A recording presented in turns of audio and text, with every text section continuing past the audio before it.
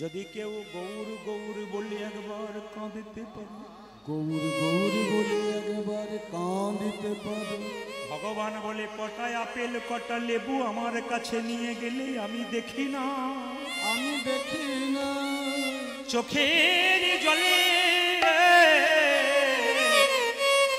চোখের জলে ভেসে যদি কেউ আমার চরণ দুটো ধোয়াইয়ে দেয়, চরণে আমার ধোয়ায় দেয়, তবে যে আমি তার হয়ে যাই, তবে আমি তার হয়ে যাই। এই দিকে তাকাবেন।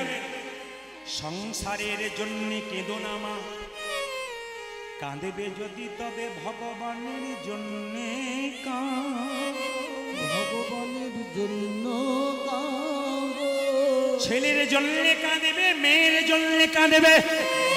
যত তুমি ছেলের জন্যে মেয়ের জন্যে কাঁদবে, তত তোমার শরীরে জ্বালা হবে, জ্বালা হবে। তখন তোমার চোখের জল পড়বে, সেই জল চোখের কোণ দিয়ে পড়বে, সেই জল স্পর্শ করলে গরম লাগবে, সে জল মুখের মধ্যে প্রবেশ করলে নোনা নোনা ভাবে লাগে, নোনা নোনা ভাবে। কিন্তু কোন ভাগ্যবান ব্যক্তি যদি যদি কোন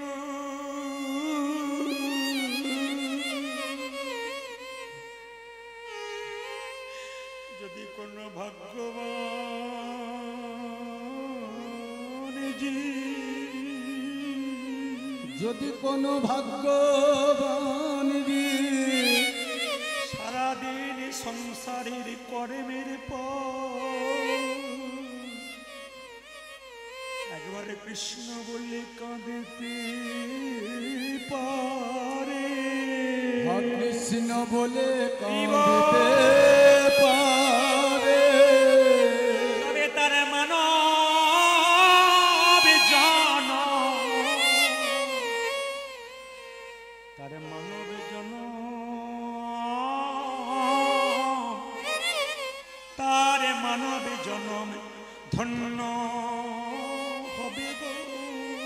ওগো তার মানব জন, আমাদের এই মানব জন ধন্য হয়ে যায়। এসেছি এখনই, গ্যারেন্টি নাই বাড়ি ফিরে যাব, এ জীবনের কোনো দামে নাই, কোনো দামে নাই, যতদিন দেহে প্রাণী আছে ততদিন ভালোবাসাবাসি, ভালোবাসাবাসি। যেদিন দেহ খাঁচা থেকে প্রাণ বেরিয়ে যাবে সেই দিন দেখবেন কে কার আপন বটে, সেই দিন দেহ খাঁচা যখন ফাঁকা থাকবে, নিতাই গৌর হরি বল, হরি হরি বল। যখন শ্মশানে ঘাটে, যখন শ্মশানে ঘাটে নিয়ে চলে যাবে, বাড়ির লোক দুদিন কাঁদবে।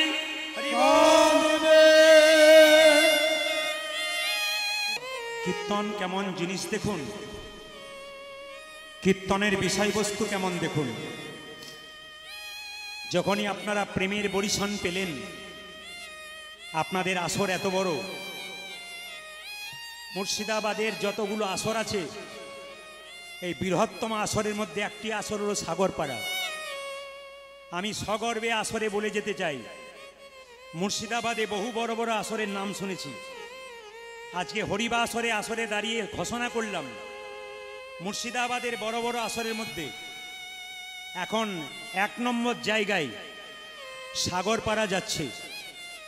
আপনাদের ভক্তের পদধূলিতে সাগরপাড়ার বাবা বিশ্বনাথ মন্দির আজকে নবদ্বীপে পরিণত হয়ে গেছে, আজকে বৃন্দাবনে পরিণত হয়ে গেছে। আজকে আমি খুব খুশি, কারণ আমি আগেই বলেছি দাদার সঙ্গে আমার রাতে কথা হয়েছে, আমি মানসিকভাবে খুব বিধ্বস্ত ছিলাম আমার মায়ের জন্যে, কিন্তু আপনাদেরকে দেখে আমার মন ফুর্তি হয়ে গেল। তো আসরে আসুন, খুব সুন্দর মন দিয়ে আপনারা শুনছেন, একটু মন দিয়ে শুনবেন সুন্দর সুন্দর কথাগুলি। মুকুন্দ সরকার বাড়ি ফিরে এলো, একটা গোপীনাথের মন্দির তৈরি করলো। আমি সবার জন্য বলবো যারা কীর্তন শুনতে এসছেন, টাকা থাক আর না থাক, একটা বাড়ি তৈরি যদি করতে পারেন তাহলে সেই বাড়িতে একটা মন্দির করবেন। আস্তে যে যেখানে বসে আছেন কথাগুলো শুনবেন, জীবনে কাজে লেগে যাবে।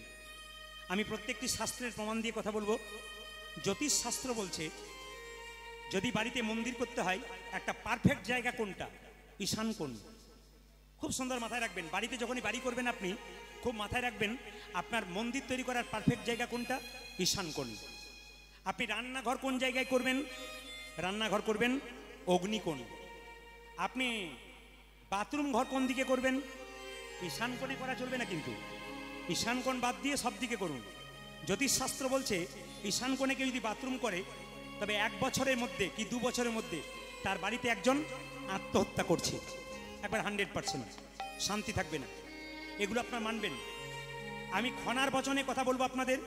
খনা তিনি বলেছেন বাড়ি তৈরি করতে গেলে দক্ষিণ দুয়ারি ঘরের রাজা, এদিকে তাকান মায়েরা, দক্ষিণ দুয়ারি ঘরের রাজা, পূব দুয়ারি তার প্রজা। আস্তে, দক্ষিণ দুয়ারি ঘরের রাজা, পূব দুয়ারি তার প্রজা, পশ্চিম দুয়ারির মুখে ছাই, আর উত্তর দুয়ারির খাজনা নাই। যার বাড়ির দরজা পশ্চিম দিকে তার দেখবেন ঝড়ঝঞ্ঝা লেগেই আছে, আর উত্তর দিকে যার বাড়ির দরজা থাকে তার বাড়িতে অভাব লেগে থাকে, খাজনা দেবার মতো পয়সা থাকে না। কে বললেন? খনা বললেন। মুকুন্দ সরকার ছোট্ট একটা কুটির তৈরি করলেন, কিন্তু গোপীনাথের মন্দির তৈরি করলেন। আপনারা বাড়িতে ঢুকতেই মন্দিরটা করবেন কেন? 1 বছর পর দুর্গাপূজা হবে, বাচ্চাকে মন্দিরে নিয়ে যাচ্ছেন, প্রণাম করছে, কিন্তু যে বাড়িতে একটা মন্দির থাকে আপনার বাচ্চা যতবার মন্দিরের পাশ দিয়ে ঢুকবে ততবার ভগবান দর্শন করে ঢুকবে, আপনার বাচ্চার কৃপা হয়ে যাবে। এই জন্য আপনি যতবার বাড়িতে ঢুকবেন ভগবানকে দর্শন করে ঢুকবেন, বেরোবেন ভগবানকে দর্শন করে বেরোবেন, আপনার বাড়িটা মন্দির হয়ে যাবে। এই জন্য কিছু নিয়ম আছে। মুকুন্দ সরকার একটা গোপীনাথের মন্দির তৈরি করলেন, জীবের দ্বারে হরিনাম করলেন, গরিবের চিকিৎসা করলেন। শুনে রাখুন, সেই সময় বাংলার নবাব ছিল হুসেন শাহ। তার পেটে একবার প্রচন্ড যন্ত্রণা হলো। বাড়ি কোথায়? মালদার গৌড়ে। এত পেটের যন্ত্রণা কেউ ভালো করতে পারছে না। মুকুন্দ সরকার নবাব রেগে বলে উঠলো, এই যে তোমরা সবাই তো আমার চিকিৎসার ব্যবস্থা করছো, ভালো কবিরাজের সন্ধান দিতে পারছো না? একজন বলল, নবাব আপনার চিকিৎসা হতে পারে, একজন কবিরাজের সন্ধান পেয়েছি, বর্ধমান জেলার কাটোয়ার পাশে শ্রীখণ্ডে, তার নাম হচ্ছে মুকুন্দ সরকার। কিন্তু নবাব একটা শর্ত আছে, তিনি গরিবের চিকিৎসা করেন, বড় লোকের করে না। নবাব বলে উঠলো, তাই আমি বাংলার নবাব, আমার চিকিৎসা করবে না? করতে পারে, যদি আপনি ফকির সেজে যেতে পারেন। এই যে দেখান মাইরা, যদি আপনি ফকির সেজে যেতে পারেন। এত বড় বাংলার নবাব হুসেন শাহ ফকির সেজে এলো কোথায় মায়েরা? একবারে মুকুন্দ সরকারের কাছে। যখন মুকুন্দ সরকারের বাড়ি ঢুকবে তখন গ্রামের লোককে জিজ্ঞেস করলো, নবাব ফকির সেজে, এই যে ভাই, এই যে আপনাকে বলছি, এই মুকুন্দ সরকারের বাড়ি কোনটা? একজন বলল, ওই যে মন্দিরে চূড়াটা যাচ্ছে ওটাকে লক্ষ্য করে চলে যাও, হয়ে যাবে। একজন বলল, না না, দেখবে প্রচুর লোক লাইন দিয়ে দাঁড়িয়ে আছে, চিকিৎসা করাচ্ছে, ওটা মুকুন্দ সরকারের বাড়ি। একজন বলল, না না, শুধু তাই নয়, যত এগিয়ে যাবে খোল করতালে কীর্তনের শব্দ পাবে, ওটা মুকুন্দ সরকারের বাড়ি। মায়েরা চমকে যাবেন। মুকুন্দ সরকার সকালবেলায় ঘুম থেকে উঠে গোপীনাথের পুজো করছে, হাজার হাজার লোক লাইন দিয়ে দাঁড়িয়ে আছে।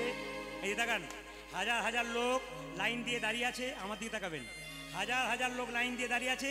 নবাব হোসেন শাহ ফকির সেজে পেছনে বলল, বাবা আমি ফকির মানুষ, খুব পেটে যন্ত্রণা, আমাকে একটু জায়গা করে দিলে হয় না?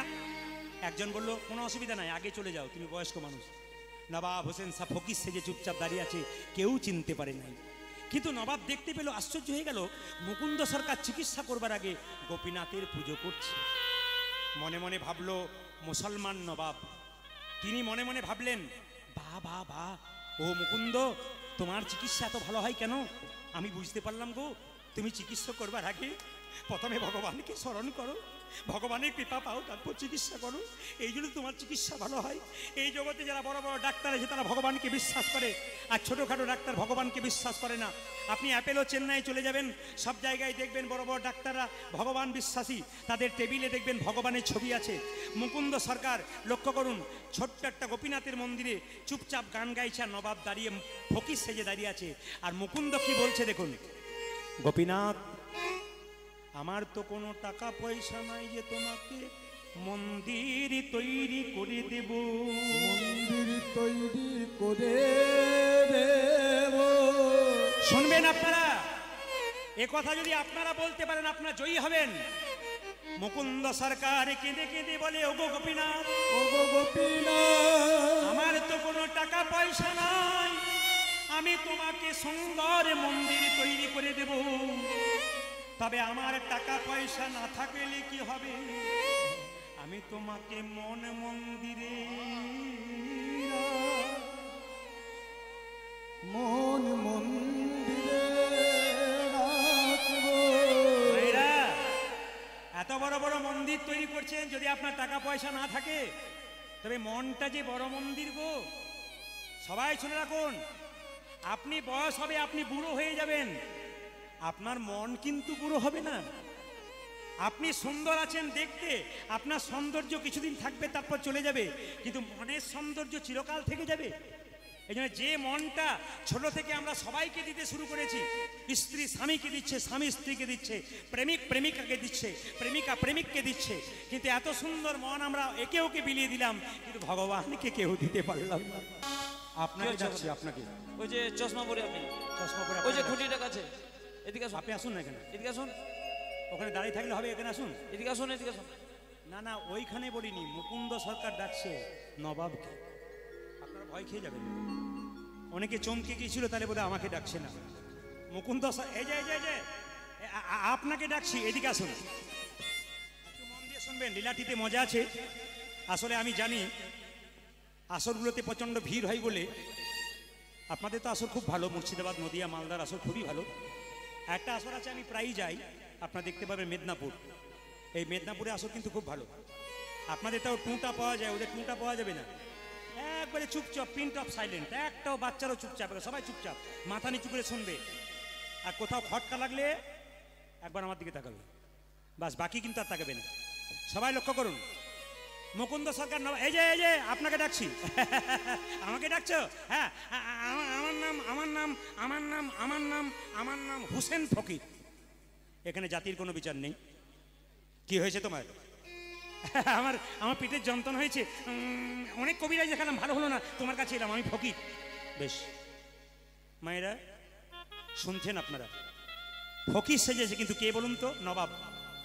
আচ্ছা কাজ করো, মুকুন্দ বলছে, তোমার জামাটা খুলে ফেলো তো। বাংলার নবাব চমকে উঠল, জামা আমি খুলবো, কিন্তু পেটের যন্ত্রণা যদি ভালো না হয়, তাহলে বুঝবে আমি কে এসে। এত ভাবনা চিন্তা করলে হবে না, প্রচুর লোক দাঁড়িয়ে আছে, জামাটা খোলো। নবাব হোসেন সাহেব ফকির সেজে ভয়ে যায় না, জামাটা খুলে দিয়েছে। মুকুন্দ প্রশ্ন করলো, এক কাজ করো বাবা, এবার মাটির বারান্দায় গড়াগড়ি দাও। নবাব মনে মনে ভাবছে, পালঙ্ক ছাড়া আমি শুই না, আমাকে মাটির বারান্দাতে গড়াগড়ি দিতে বলছে। যদি আমার রোগ ভালো না হয়, তবে বুঝতে পারবে আমি কে এসেছি। ওগো মুকুন্দ, কালের কাল বর্ষাকাল, হরিণে চাটে বাঘের গাল, নেহাত বেকায়দায় পড়েছি আমি বাঘ, ভালো না হলে বুঝবে তোমার কি অবস্থা হবে। সঙ্গে সঙ্গে মুকুন্দ বলল, আরে ভাবছো কি, গড়াগড়ি দাও। যেই না বলেছে গড়াগড়ি দাও, নবাব হোসেন শাহ ফকির সেজে যেই না মাটিতে গড়াগড়ি দিয়েছে, মা সঙ্গে সঙ্গে ঝেড়ে উঠে বলল, কবিরাজ কি তোমার মাটিতে কোনো ওষুধ দেওয়া থাকে নাকি? বলে কেন? যেই না গড়াগড়ি দিলাম, অমনি আমার অর্ধেকটা পেটের রোগ ভালো হয়ে গেল। মুকুন্দ বলল, সবাইকে দিতে দিতে এক আধটু পড়ে গেছে, তোমার হয়তো কাজে লেগে গেছে। দেখি দেখি দেখি দেখি দেখি, হাঁ করো তো। এখানে তত্ত্ব কি বলল? মাটিতে গড়াগড়ি দিলে রোগ ভালো হয়, হয় না। ভক্তপদ ধুলিয়ার ভক্তপদ জল, ভক্ত ভক্ত শেষ হয় তিন মহাবল। আমার কীর্তনটা একটু বাস্তবমুখী, এই জন্য বহুজন আমার পেছনে লাগে, কিছু মনে করবেন না। আমার কীর্তনটা একটু বাস্তবমুখী হবার জন্যে বহুজন আমার পেছনে লাগে। মানে কারা? নিন্দুক যারা। আমি সমাজকে জাগ্রত করবার চেষ্টা করি, সমাজ জাগবে, হিন্দু সনাতন ধর্মকে রক্ষা করবে, সমাজের মানুষ মহাপ্রভুকে চিনতে শিখবে, সমাজের মানুষ মহাপ্রভুর নীতি গ্রহণ করবে, এটা আমি চাই। আমি এইটা চাই। আসলে দাঁড়িয়ে আমি হিন্দু, আপনারা হিন্দু, হিন্দু সনাতন ধর্মকে আমি বড় করতে চাই, হিন্দু সনাতন ধর্মকে আমি সঠিক জায়গায় রাখতে চাই, অন্যান্য ধর্মকে সম্মান দেবো, কোনো ধর্মকে ছোট করব না, সব ধর্ম সমান, কিন্তু নিজের ধর্মকে কেউ ছোট করবেন না, নিজের ধর্মীয় মানুষদেরকে সম্মান দেবেন। যে কোনো ধর্মের মানুষ রাস্তা দিয়ে পেরিয়ে গেলে তাদের সম্মান দিন, কিন্তু নিজের ধর্মের মানুষকে আপনারা কেউ কোনোদিন অপমান করবেন না। এটা বারবার আপনাদের কাছে নিবেদন রইল, একটু মন দিয়ে শুনবেন। এই যে বলছিলাম কি, আমার দিয়ে টাকা দেবেন, যেই না মায়েরা একটা ছোট্ট প্রমাণ দিয়ে দিই আস্তে।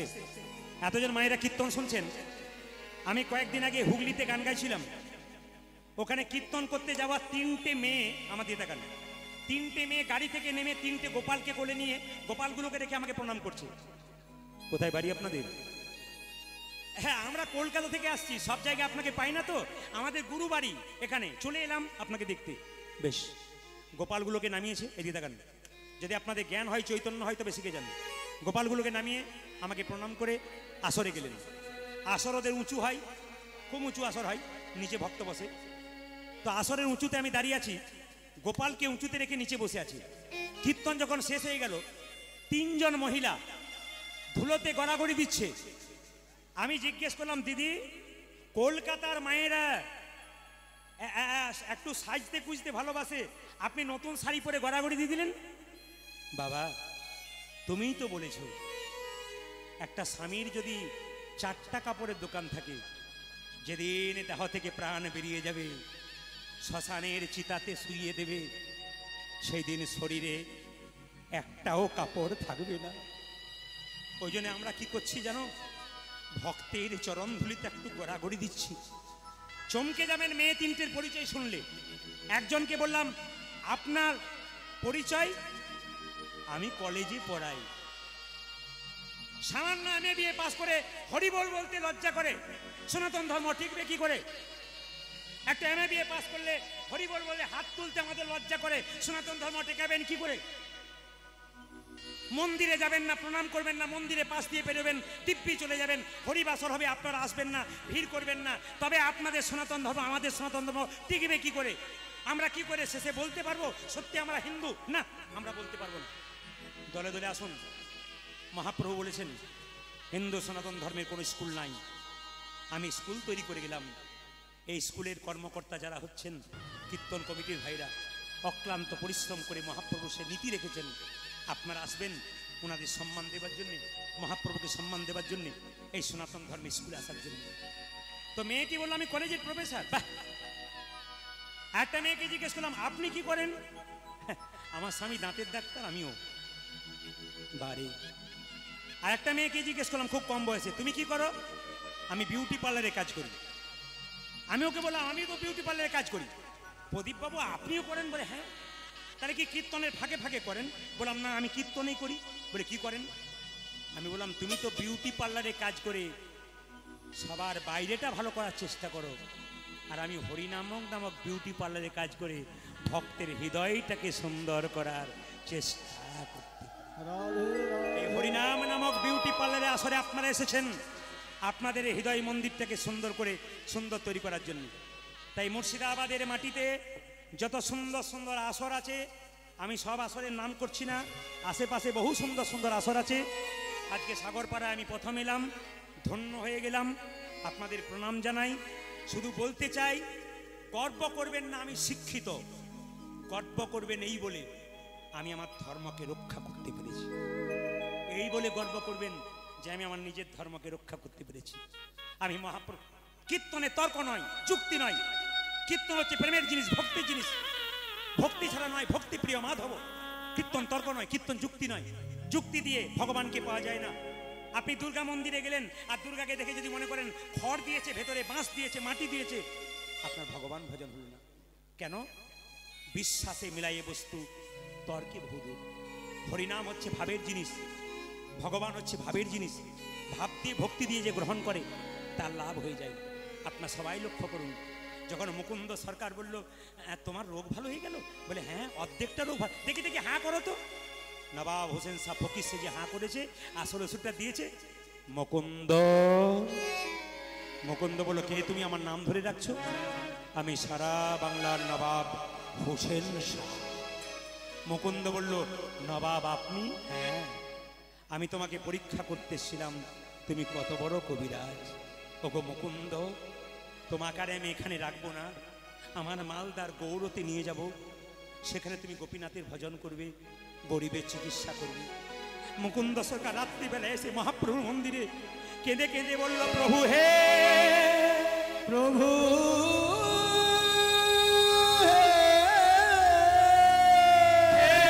প্রভু হে, হে প্রভু হে। তুমি তো গরিবের বাড়িতে বাড়িতে চিকিৎসা করতে বলেছিলে, জীবের দ্বারে হরিনাম করতে বলেছিলে, ছোট্ট মন্দির তৈরি করতে বলেছিলে। আমি তোমার সব কথা রাখতে পেরেছি, কিন্তু আমি নবাবের বাড়ি যাবো কেমন করে? ভগবান আকাশবাণী করে বললেন, মুকুন্দ, ঈশ্বর যা করে তা, জোরে বলবেন, ঈশ্বর যা করে তা, জোরে বলবেন আপনারা, ঈশ্বর যা করে তা। বয়স্ক বাবা খুব জোরে বলছেন, আপনারা বলছেন। আচ্ছা মায়েরা, ঈশ্বর যা করে তা মঙ্গলের জন্য করে। আপনাদের সাগরপাড়ায় কোনো একটা ছেলে মাধ্যমিকে ফেল করেছে, তার বাবার কাছে গিয়ে একবার বলে দেখেন যে ঈশ্বর যা করে তা মঙ্গলের জন্য করে, দেখেন আপনার কি অবস্থা। না, সত্যি ঈশ্বর যা করে তা মঙ্গলের জন্য করে। আমি আপনাদের প্রমাণ দিয়ে যাই। এক রাজা, এক মন্ত্রী রাস্তা দিয়ে যাচ্ছে, জঙ্গলে যাবে, হঠাৎ মন্ত্রী মুখের কথাই বলছে, রাজামশাই ঈশ্বর যা করে তা মঙ্গলের জন্য করে। চুপ করো, খালি সব কথাতে ঈশ্বর যা করে তা মঙ্গলের জন্য করে, চুপ করো। বলতে বলতে রাজামশাই জোরে যে না পাথরে হোঁচট খেয়ে, অমনি মন্ত্রী বলল, ঈশ্বর যা করে তা মঙ্গলের জন্য। রাজা বলল, বেটা আমার খাচ্ছে, আমার পড়ছে, আবার ঈশ্বর যা করে তা মঙ্গলের জন্য করে। একে আছিস, একে বন্দি কর। যেই না রাজা মন্ত্রীকে বন্দি করলো, একাই জঙ্গলে গেল, রাস্তা খুঁজে পেল না, গভীর জঙ্গলে চলে গেল। একটা কালী মন্দির, প্রত্যেক দিন একটা করে মানুষ বলি দেওয়া হয়, কাউকে খুঁজে পাই নাই, পাবি তো পার রাজাকেই পেয়েছে। লক্ষ্য করুন, রাজাকে ধরে যেই না খুঁটোতে ঢুকিয়েছে, সঙ্গে সঙ্গে যারা পা দুটো ধরেছিল তারা বললো, দাঁড়াও, অপরাধ দেবেন না মায়েরা। মন্দিরে ছাগল বলি দেখেছেন? যদি ছাগলের পায়ে খুঁত হয়ে যায় বলিতে লাগে, জোরে বলুন। না না, এখন যারা পা গুলো ধরেছিল, দাঁড়াও দাঁড়াও, কি এ খুঁত হয়ে গেছে, হবে না। রাজাকে চিনতে পারে না, 2 থাপ্পড় দিয়ে পাঠিয়ে দিয়েছে, যাও তোমার হবে না। রাজা মনে মনে ভাবছে, মন্ত্রী তুমি ঠিকই বলেছ, ঈশ্বর যা করে তা মঙ্গলের জন্য করে। ভাগ্যে হোঁচট খেয়েছিলাম, নইলে হরিবোল হয়ে যেত। এখন মন্ত্রীর কাছে গিয়ে বলছে, মন্ত্রী কে আছিস, মন্ত্রীকে মুক্তি দে। মন্ত্রী ঠিক বলেছি, ঈশ্বর যা করে তা মঙ্গলের জন্য করে, ভাগ্যে হোঁচট খেয়েছিলাম, বেঁচে গেছি, তোমাকে মুক্তি দিলাম। মন্ত্রী বলছে, ওগো রাজামশাই, শুধু তোমার মঙ্গল করেছে তা নয়, আমারও করেছে। বলে কেন? আমি যদি তোমার সঙ্গে যেতাম, তুমি না হয় হোঁচট খেয়েছিলে বলে বেঁচে গিয়েছিলে, আমার অবস্থা কি হতো? নিতাই গৌর হরিবোল হই। কীর্তনে কীর্তনে মজা আছে, সারা রাত্রি পেরিয়ে গেলেও মনে হবে আরো শুনতে থাকি। সবাই লক্ষ্য করুন, ঈশ্বর যা করে তা মঙ্গলের জন্য করে। মুকুন্দ সরকার গেল নবাবের বাড়ি, কিন্তু নবাবকে বলো, নবাব তোমার বাড়িতে থাকবো, 3টে শর্ত। আমাকে একটা গোপীনাথের মন্দির তৈরি করে দাও, আমি যেন গরিবের চিকিৎসা করতে পারি, আর জীবের দ্বারে হরিনাম বিলাতে পারি। নবাব ছিল মুসলমান, সৎ ইমানদার, তিনি বললেন কোনো চিন্তা নেই, তুমি করো। একদিন মুকুন্দ সরকার কি করেছে, গোপীনাথের মন্দিরে গোপীনাথের রূপের গান গাইছে, আর নবাব কি করছে, দাঁড়িয়ে দাঁড়িয়ে দেখছে। তাকে 2টো তাল পাতার পাখাতে হাওয়া করছিল, 2জন দাঁড়িয়ে, তার মধ্যে কতগুলো ময়ূরের পাখা ছিল। মুকুন্দ সরকার বসে বসে গোপীনাথের ধ্যান করছে, গোপীনাথের রূপের কথা গাইছে, আর নবাব দাঁড়িয়ে দাঁড়িয়ে দেখছে। আপনার একটু মাথায় কাপড় নিন, মুকুন্দ সরকারকে গোপীনাথের রূপের কথা গাইছে। আমার কানু সে বিনোদ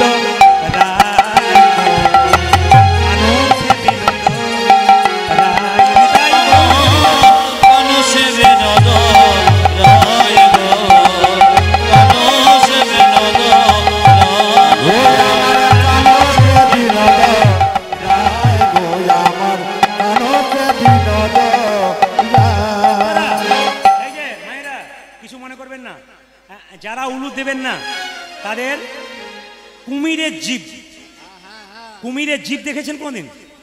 কুমিরের কিন্তু জিভ নাই, এই দিয়ে দেখেন কুমিরের জিভ নাই। কিন্তু একটা কথা বলে রাখি, বিজ্ঞান বলছে যে যদি কেউ হলুদ মেখে জলের কাছে দাঁড়িয়ে থাকে, কুমির তার কাছে আসে, হলুদের গন্ধ কিন্তু কুমির সহ্য করতে পারে না। এই জন্য ভগবানের মন্দিরে গেলে কাপড় পরবেন, লাল পেরে সাদা শাড়ি পরবেন। যদি হলুদ কাপড় ব্যবহার করতে পারেন, দেখবেন অনেক হলুদ কাপড় ব্যবহার করে। হলুদ কাপড় ব্যবহার করার কারণ কি? বলছে কাম নামক কুমির আপনাদের কোনো মতে অ্যাটাক করতে পারবে না যদি হলুদ রঙের শাড়ি আপনারা পরতে পারেন। তাই ভগবান শ্রীকৃষ্ণ কোন রঙের শাড়ি পরতে, জোরে বলুন? পীত রঙের, হলুদ রঙের। আমি এই জন্যে বললাম কথাটা। আমার কানো সে বিনোদ রায় গো, আমার কানো সে বিনোদ রায়। আমার কানতে বিনোদ রায় গো, আমার কানতে বিনোদ রায়। আমার কানো সে বিনোদ রায় গো, কানো সে বিনোদ রায়। আমার কানো সে বিনোদ রায় গো, আমার কানো সে বিনোদ রায়। বিনোদ চুরাই বিনোদ বরিহার। বিনোদ চুরাই বিনোদ বরিহার। এই যে পদাবলীটা আমি গাইছি, এই পদাবলীটা যদুনাথ দাসের লেখা। কি সুন্দর বলছে, কানুসে বিনোদ রায়। ভগবানের যা দেখবেন চোখ মুখ সব সুন্দর। চোখে কাজল পরেন মায়েরা, বুঝতে পারা যায়, কিন্তু ভগবানের চোখের দিকে তাকাবেন, কাজল পরে নাই, কিন্তু চোখটাতে মনে হবে কাজল পরানো আছে, এত সুন্দর ভগবান। ভগবানের গলায় দেখবেন, শাঁখের গলায় যেমন গোল গোল দাগ থাকে, ভগবানের গলায় দেখবেন গোল গোল দাগ থাকে। আমার দেখে দূর থেকে মনে হয় ভগবান মালা পরে আছে। চুলগুলো কুচকানো কুচকানো, যেন ভ্রমর বসে আছে চুলের মধ্যে। আহা, কি বলছে? ও তার বিনোদ চুরাই বিনোদ বরিহার। বিনোদ চুরাই বিনোদ বরিহার। বিনোদ চুরাই বিনোদ বরিহার। বিনোদ চুরাই বিনোদ বরিহার। বরিহা বিনোদ উড়িছে তাই গো, বিনোদ উড়িছে তাই। আমার কানো সে বিনোদ রায় গো, কানো সে বিনোদ রায়। কানতে বিনোদ রায় গো, আমার কানতে বিনোদ রায়। কি সুন্দর লিখেছে। ও তার বিনোদ ললাটে বিনোদ তিলক, বিনোদ বিনোদ সাজে। আমার বিনোদ ললাটে বিনোদ তিলক, বিনোদ বিনোদ সাজে। আচ্ছা, আপনারা কীর্তনে আসরে এসছেন, কারা কারা তিলক নিয়েছেন হাত তুলুন তো। তিলক কারা কারা আজকে নিয়েছেন হাত তুলবেন। বেশ, তুললেন, বেশ, নামান, এবার নামান। আমি দেখতে ভাই তুলবেন একবার। যদি আমাদের শ্মশান ঘাটে নিয়ে যাবে, সেই দিন বুঝতে পারবে সংসারে কেউ কারণ, সংসারে কেউ কারণ আপনি বলতে একমাত্র গোবিন্দ ছাড়া আর কেউ না। আপনি বলতে গোবিন্দ ছাড়াই আমাদের আর কেউ না। কৃষ্ণ প্রাণে গোবিন্দ বলে কেউ যদি নয়নে জলে ভাসতে পারে, নয়ন জলে ভাসতে পারে, তাই গৌর হরি বলে তার মানব জন্ম সফল হয়ে যায়। মানব জন্ম সফল হয়ে যায়। তাই তোমরা কৃষ্ণ বলে কাঁদো, কৃষ্ণ বলে কাঁদো, মানব জন্ম সফল হবে গো। মানব জন্ম সফল হবে গো। বাবা রাধা মাধব যেন, দেখুন কি সুন্দর কথা বললেন। এত বড় কথা কেউ বলে না। আমি 100 টাকা দান করলাম, ওটা বড় কথা নয়। আমার রাধা মাধব যেন ভালো থাকে। আমরা কেমন ভালো থাকি ওটা আমরা ভগবানের কাছে চাই। ইনি চাইলেন আমার রাধা মাধব যেন ভালো থাকে। নিতাই গৌর হরি হরি বল, এরকম ভাবনা করতে হবে। তিনি নাম দেন না, 100 টাকা দান করেছেন, আপনারা আশীর্বাদ করবেন। এই দেখুন, সবাই লক্ষ্য করবেন। ও মুকুন্দ, তুমি এক কাজ করো, তুমি দাঁড়ে দাঁড়ে গিয়ে চরণে ধরিয়া, দাঁড়ে দাঁড়ে গিয়া চরণে ধরিয়া, দাঁড়ে দাঁড়ে গিয়া চরণে ধরিয়া।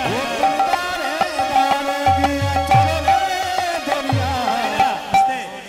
মুকুন্দ সরকারকে বললো তুমি বাড়ি ফিরে যাও, কবিরাজি চিকিৎসা করো। খুব সুন্দর কথা বললেন। নাম বলার দরকার নেই, আপনারা যা দান দেবেন কোনো নাম বলার দরকার নেই, নাম গোবিন্দের খাতায় থাকবে। খুব সুন্দর কথা, এটা আমি চাইছিলাম। ও মায়েরা, মুকুন্দ সরকারকে মহাপ্রভু বললো তুমি গরিবের চিকিৎসা করবে, বড় লোকের করবে না। তুমি দাঁড়ে দাঁড়ে গিয়া চরণে ধরিয়া, দাঁড়ে দাঁড়ে গিয়া চরণে ধরিয়া, হরির নাম বিনা। দাঁড়ে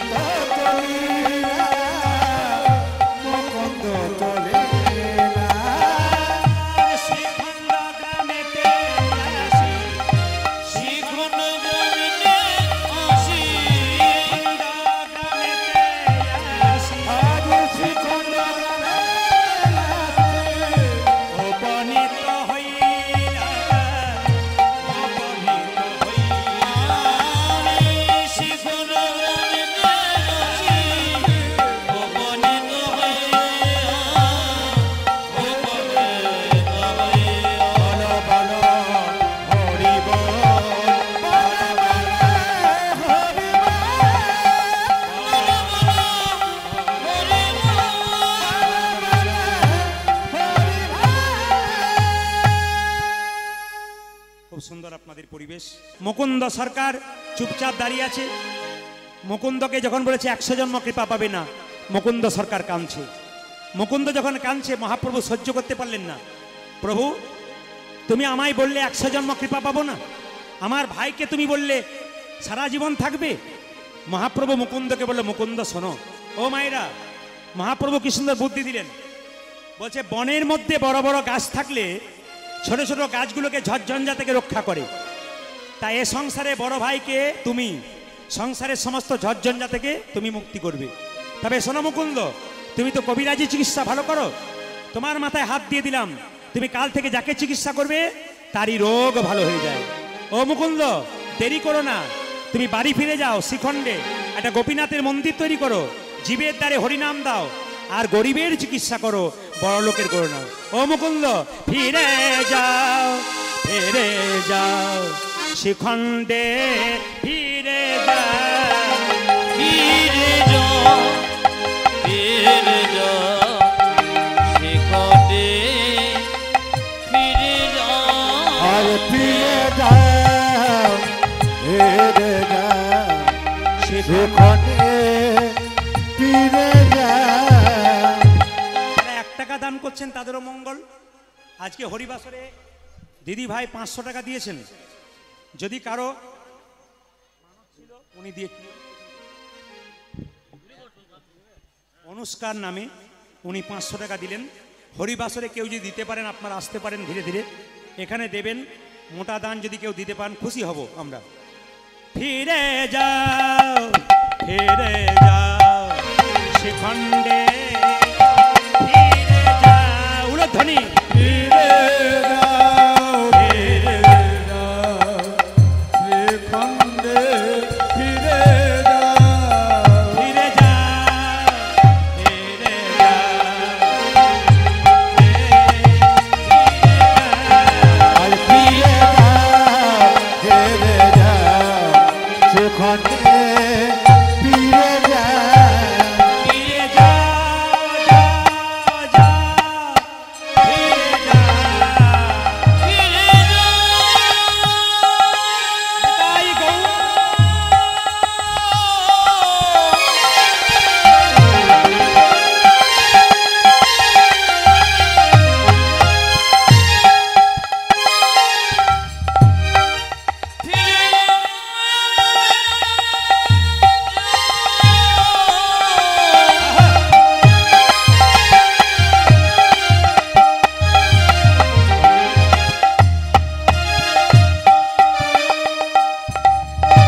ওই যে মুকুন্দ, তুমি সেখানে ফিরে যাও, যাও, যাও।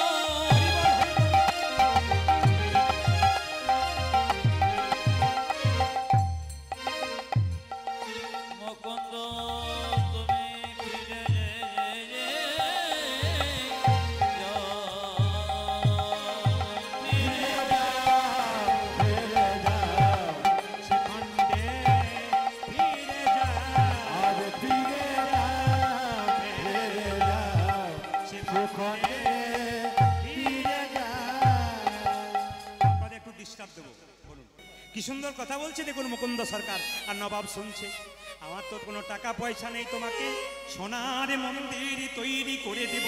তৈরি করে দেব, আগে গোপীনাথ, তোমাকে আমি মনে মন্দিরে রাখবো। মন মন্দিরে রাখব। সবাই করজোরে বসুন। মুকুন্দ গাইছে, আমার মন, আমার মন মন্দিরে মদন মন দাঁড়াবে গো আসি, দাঁড়াবে। উলধ্বনি।